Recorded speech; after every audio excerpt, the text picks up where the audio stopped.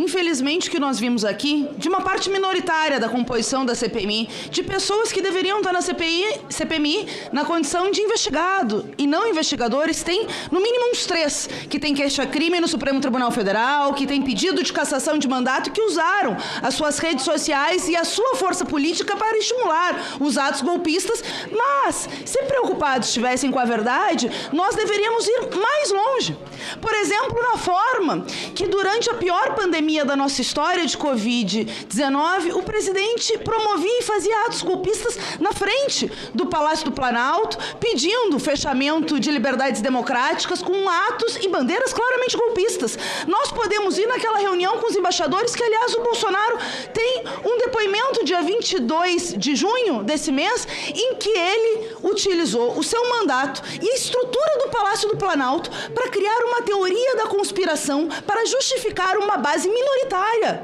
Aceitem que dói menos. Não é que não teve tiro porque não tinha gente querendo golpe.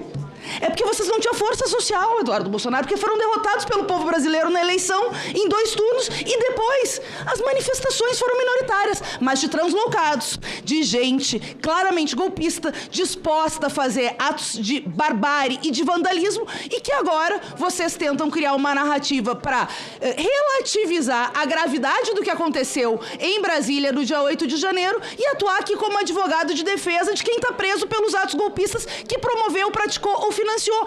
Derrotado de novo pelo povo brasileiro, criou uma narrativa que gerou aqueles atos golpistas, QGs de acampamentos golpistas que a gente viu Brasil afora, minoritários, mas existentes, que culminou, inclusive, em quase um atentado no aeroporto de Brasília, em que 3 envolvidos, um deles tinha trabalhado no primeiro ano do governo Bolsonaro lá no Ministério das Mares. Só que